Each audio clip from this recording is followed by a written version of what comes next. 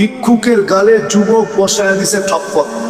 তার গালে ভিক্ষুক, সাথে সাথে বৃদ্ধ, একদিকে বৃদ্ধ একদিকে ভিক্ষুক, একদিকে জীর্ণ একদিকে শীর্ণ। যুবক থাপ্পড় বসায় দিছে। বৃদ্ধ কোনো প্রতিবাদও করেন নাই, প্রতিরোধও করেন নাই। প্রতিবাদ বোঝেন তো? প্রতিবাদও করেন নাই, কোনো প্রতিরোধও করেন নাই। থাপ্পড় দেওয়ার আগে থামান নাই, কেন আমাকে থাপ্পড় দিবা? শুধু ঠোঁট দুইটা উপরে তাকাইছে, ঠোঁট দুইটা নাড়ায়া দিছে, নাড়ায়া ঠোঁট গুলো শুধু নাড়ায়া দিছে। যুবক জাগারটা জায়গায় মরতে দেরি বানিয়েছে।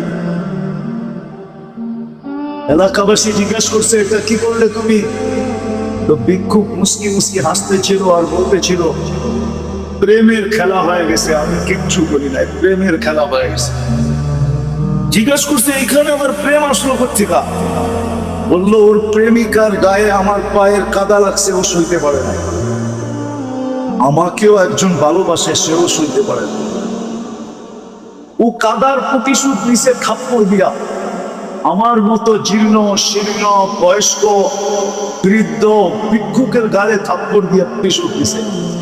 আমাকেও একজন ভালোবাসে, উনি প্রতিশোধ দিছে জান নিয়া। প্রেমের খেলা হয়ে গেছে। রাবেয়া কৃত দাসী ছিল, বাড়ি দেখলে এখনো চোখে পানি আসে। আমি পড়া বলতেছি না, চোখে দেখা বলতেছি। আমি 6 বার দেখছি আর বাড়ি, 6 বার গেছি আমি। ওর বাড়ি দেখলো চোখে পানি আসে, বাড়ি যে দেখে সেই কাঁদে। যদি জিজ্ঞেস করি কাঁদো কেন, বলে জান চোখ কেন কাঁদে, চোখ নিজে নিজে কাঁদে। অথচ কৃতদাসী 33 বছর বয়সে মারা গেছে রাবেয়া। মারা যাওয়ার আগেই বিধবা হয়েছে। তারপরে রাবেয়া দুনিয়া থেকে চলে গেছে। ইথিওপিয়ার কালো দেখেন না আল্লাহ, যেটা মানুষটা কালো। সামাজিক দুনিয়ার অবস্থান কৃতদাসী, যার নিচে কোনো দুনিয়ায় অবস্থান নেই, কৃতদাসী। আল্লাহ দেখছে হুকুমকে কতটুকু মানে। যুবকও যদি হুকুম মানে যুবক, তাহলে আল্লাহর কাছে এতটুক দামি হইতে পারে যে সেজদায় যাবে। আমি হাদিস দিতেছি, সেজদায় যাবে, সেজদায় যাবে। আর আল্লাহ ফেরেশতাদেরকে ডাইকা জিজ্ঞাসা করবে, উনজুর ইলা হাদা শাব, এই যুবকের দিকে তাকা কি করে? তো ফেরেশতা জবাব দিবে, জাআলা আজলাহু ওয়া মাজালাহু লিআজলি। সব কিছু গুছায়া গুটায়া,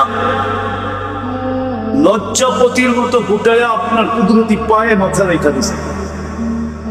আল্লাহ প্রতি উত্তরে বলেন, ইন্নী উবাহি বিহিল মালাইকা, তোমাদের কথা যদি সত্য হয় তাইলে এই যুবক আমার কাছে তোমাদের চেয়েও দামি, এবং তোমাদের উপরে আমি একে নিয়ে গৌরব করি। যুবকও যদি আল্লাহর হুকুম মানে, সমাজের যেই ব্যক্তি মানুক না কেন, বললাম না দুনিয়ার পজিশন যেমনই হোক, বাদশাও যদি আল্লাহর হুকুম মানে, রাজা, রাজাও যদি আল্লাহর হুকুম মানে রাজা, তো 46 বছর পরেও যদি কবর খোলে তো লাশ দেখা যায় যেমনটা তেমনই রাখা আছে। সুলতান মাহমুদ গজনবী, যে আমাদের দেশকেও শাসন করতেন, 17 বারের সময় ভারত স্বাধীন করছে। আমাদের এই দেশটাও অনুপায়ন নীতি ছিল। 46 বছর পরে লাশ খুলছে, কবর খুলছে। মনে হয়েছে এই মাত্র ঘুমাইলো। হাত দুইটা এরকম বুকের উপরে বাঁধা ছিল। যেই ফ্রান্সিসি ইঞ্জিনিয়ার ওনার কবর খুলছে, ও লাশ দেখে একটা চিৎকার দিয়ে বেহুশ হয়ে গেছে। হুশে আইসা মুসলমান হয়ে গেল। রাজাও যদি আল্লাহর হুকুম মানে রাজা, আমি ফকির দেখাইলাম, কৃতদাসী দেখাইলাম, রাজাও দেখাইলাম, যুবকও দেখাইলাম, আর কতটুক দেখাবো বলে? দাবি হলো আল্লাহর হুকুম মানা।